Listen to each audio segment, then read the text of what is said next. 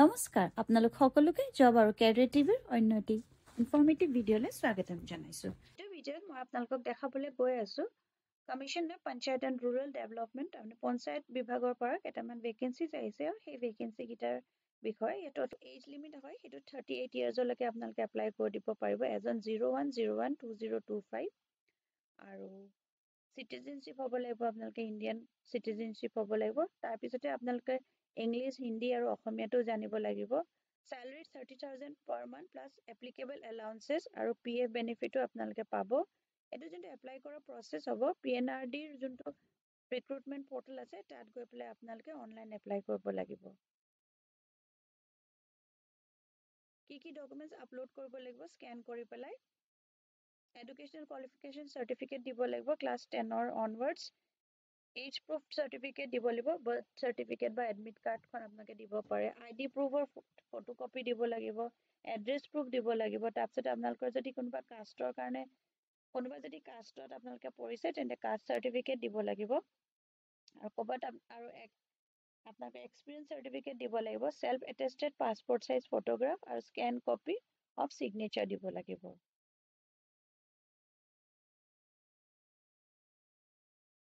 total number of vacancy mention কৰা নাই educational qualification আপোনালোকৰ IT লাগিব তেনে BSc IT বা CS BCA BTech CSC IT BE এনেকে ধৰণৰ আৰু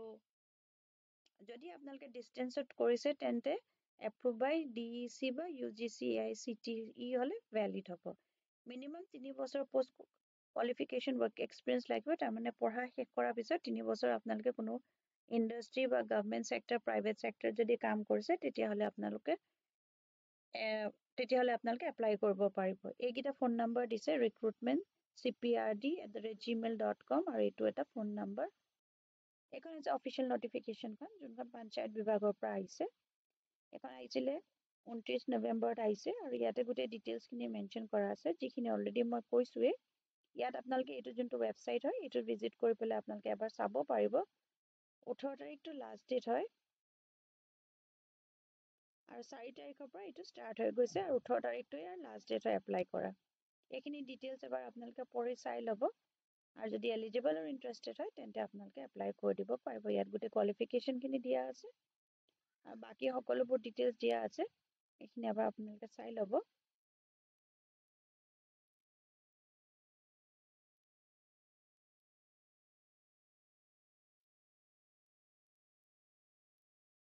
এইখন হৈছে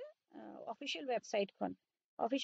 খন যোনটো মই লিংক দিম তাত আপোনালোকে ক্লিক কৰিলে এখন পেজত আহিব আৰু এইখন পেজত আহিলে এইটো লিংকটো থাকিব ইয়াতে এইখিনিতে আছে ইয়াত এনেকে ক্লিক কৰি পেলাই আপোনালোকে এপ্লাই কৰিব পাৰিব এটা এডভাৰটাইজমেন্টখনৰ PDF খন পাই যাব এইখন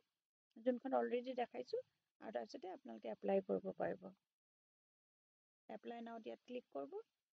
যদি আপোনালোকে অলৰেডি ৰেজিষ্টাৰ্ড আছে ইয়াতে আপোনালোকে লগইন কৰিব লাগিব আৰু যদি আপোনালোকে নিউ হয় যদি এতিয়ালৈকে অলৰেডি আপোনালোকৰ ৰেজিষ্ট্ৰেচন হোৱা নাই তেতিয়াহ'লে ইয়াত গৈ পেলাই আপোনালোকে ৰেজিষ্ট্ৰেচন প্ৰচেছটো কৰিব লাগিব তাতে আপোনালোকৰ নাম ফোন নম্বৰ ইমেইল আইডি এইখিনি দিব তাৰপিছতে আপোনালোকক লগইন আইডি পাছৱৰ্ড দিব তাৰপিছতে আপোনালোকে ইয়াত গৈ লগইন কৰি পেলাই এপ্লাই কৰিব পাৰিব 7 তাৰিখৰ পৰা 20 তাৰিখৰ ভিতৰত এইটো হ'ব বাকি এইখিনি গোটেইখিনি ডিটেইলছ মেনশন কৰা আছে এইখিনি আপোনালোকে এবাৰ পঢ়ি চাই ল'ব আৰু যদি এলিজিবল আৰু ইন্টাৰেষ্টেড হয় তেন্তে আপোনালোকে এপ্লাই কৰি দিব পাৰিব ইয়াৰ পিছত নেক্সট মই আপোনালোকক আৰু এটা ভেকেন্সিৰ বিষয়ে জনাবলৈ গৈ আছো যোনটো আহিছে কস্তুৰবা গান্ধী বালিকা বিদ্যালয় নগাঁৱৰ পৰা আহিছে আৰু ইয়াত 5টা ভেকেন্সিজ ওলাইছে এইখন হৈছে অফিচিয়েল নটিফিকেশনখন ইয়াৰ কাৰণে এলিজিবিলিটি কিন্তু ফিমেল ক্যান্ডিডেটস হ'ব লাগিব তেখেতলোকেহে চকীদাৰ কাম মালি আৰু এসিস্টেন্ট কুকৰ কাৰণে এপ্লাই কৰিব পাৰিব qualification already কৈছে চকীদাৰ কাম মালিৰ কাৰণে 8 পাস হ'ব লাগিব আৰু এসিস্টেন্ট কুকৰ কাৰণে 8 পাস হ'ব লাগিব লগতে কুকিং এক্সপেৰিয়েন্স থাকিব লাগিব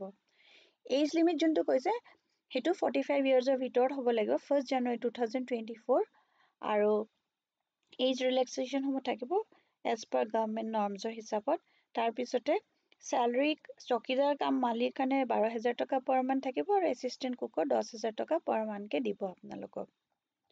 সিলেকশন প্ৰসেসটো শৰ্টলিস্টিং হ'ব তাৰ পিছতে ইন্টাৰভিউ হ'ব আৰু এটো যোনটো হ'ব হেতু হ'ব অফিস এটো এড্ৰেছ দিয়া আছে অফিস নোটিস বৰ্ডত লগাব district mission coordinator SSA Nagaon on 23/12/2024 after 2 PM আৰু যিসকল কেণ্ডিডেট শ্বৰ্ট লিষ্টেড হৈছে তাৰ লিষ্টখন এইটো যোনটো এইটো নটিচ বৰ্ড আছে district mission coordinator SSA Nagaon তাত লগাব 23 তাৰিখে লগাব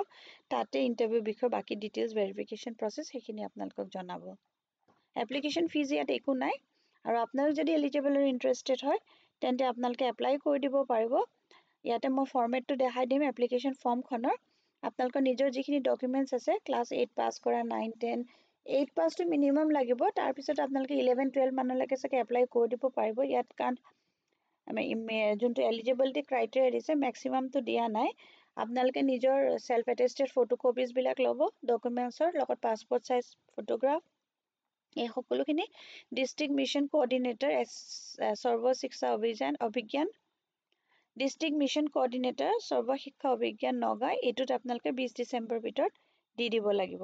আৰু আপোনালোকে এটা পোষ্টৰ কাৰণে এপ্লাই কৰিব পাৰে যদি কুকৰ কাৰণে কৰে কুকৰ কাৰণে মালিৰ কাৰণে কৰিলে মালিৰ কাৰণে এনেকৈ নহয় কুকৰটো আপোনালোকে এপ্লাই কৰিব আৰু মালিটো এপ্লাই কৰিব তেতিয়া কি হ'ব আপোনালোকৰ এইটো কেনচেল হৈ যাব পাৰে আৰু যোনটো এনভেলপত আপোনালোকে ওপৰত লিখি দিব কোনটো পোষ্টৰ কাৰণে আপোনালোকে এপ্লাই কৰিছে এপ্লিকেশ্যন প্ৰচেছটো আজিৰ পৰা আৰম্ভ হৈছে আৰু লাষ্ট ডেট আছে 20 তাৰিখ আৰু তাৰপিছত শ্বৰ্ট লিষ্টেড কেণ্ডিডেটৰ ডেটটো 23 তাৰিখে 23 ডিচেম্বৰত তাতে ডিসপ্লে কৰিব কাৰণ হৈছে অফিচিয়েল নটিফিকেশ্যনখন ইয়াতে ডিটেইলছখিনি মেনশ্যন কৰা আছে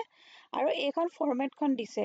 এইটো মালিক কাম এনেকৈ এইটো এবাৰ আপোনালোকে কি কৰিব ইয়াতে এইটো ডাউনলোড বাটনটোত গৈ পেলাই ক্লিক কৰি ডাউনলোড কৰি ল'ব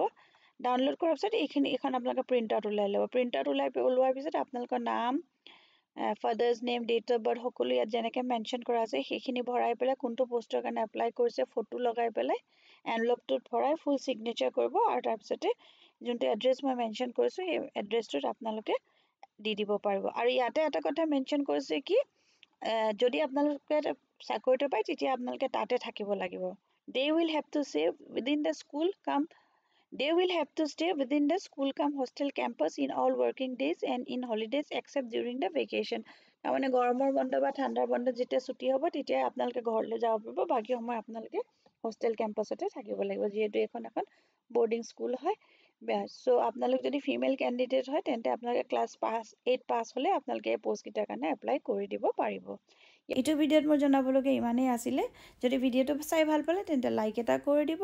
আৰু পাৰিলে ফ্ৰেণ্ডছ আৰু ফ্যামিলিৰ মাজতো শ্বেয়াৰ কৰি দিব কোনোবা যদি এলিজিবল আৰু ইন্টাৰেষ্টেড হয় তেওঁলোকে পোষ্ট কিটাৰ কাৰণে এপ্লাই কৰি দিব পাৰিব আকৌ এটা নতুন ভিডিঅ' লৈ লগ পাম ধন্যবাদ